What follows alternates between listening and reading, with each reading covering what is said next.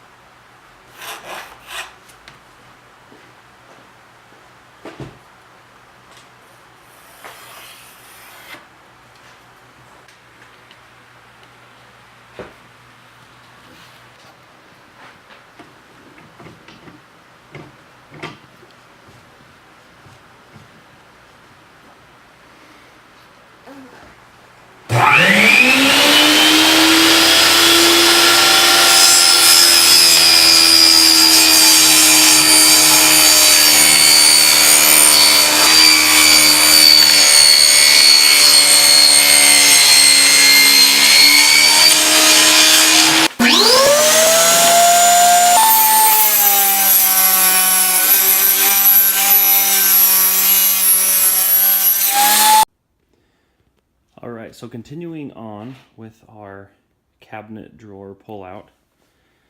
So what we've done is we've gotten the original shelf that was in the cabinet, that's right here.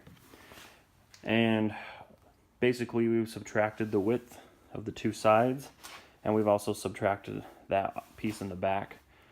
So I ended up cutting a little bit off of the side and a little bit off the back. Now the other thing you have to keep in mind is when you go to install the drawer slides, you have to factor in the width of the drawer slides because they'll also be adding some width. So the instructions actually tell you exactly how much. So it's adding 1/2 inch of width, and with 1/2 inch on either side, since there's two drawer slides, that's another full inch that you have to subtract. So our opening itself is 26 inches.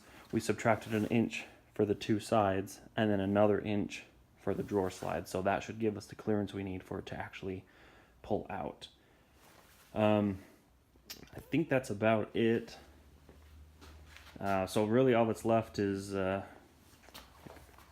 getting these sides and back attached. I'm going to attach them with glue and some screws. Actually probably some finished nails. Screws might be a little bit much for this. The sides and the back are all 4 inches tall.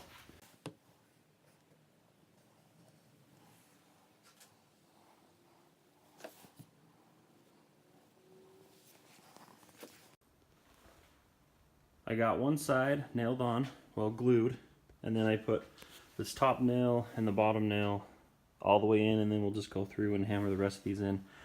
I do not have a finish nailer, so I'm doing this the old school way with the hammer and nails, but it works just fine. So more proof that you don't have to have all the tools and all the fancy things to have a nice functional shop that gets things done.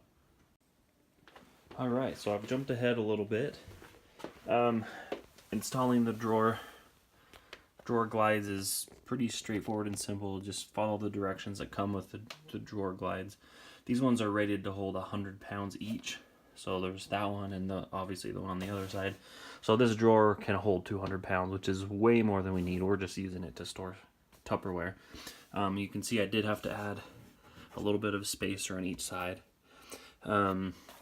That's because these cabinets are face frame cabinets. There was also a bar that ran vertically up to the top, and we cut that out to make room for the drawers we can slide in and out. But it's in, it's smooth, it shuts far enough. We can close the cabinet doors, and we've got our child-proof locks here for our 1-year-old. But all in all, it turned out great. Really easy project. And it adds a whole lot of functionality to this area. It makes it a lot easier to get stuff in and out. If you like this video, please consider subscribing to my channel. I enjoy making these videos for you, and you subscribing shows me that it's worth my time to keep making them. So thanks for watching, and hope to see you in a future video.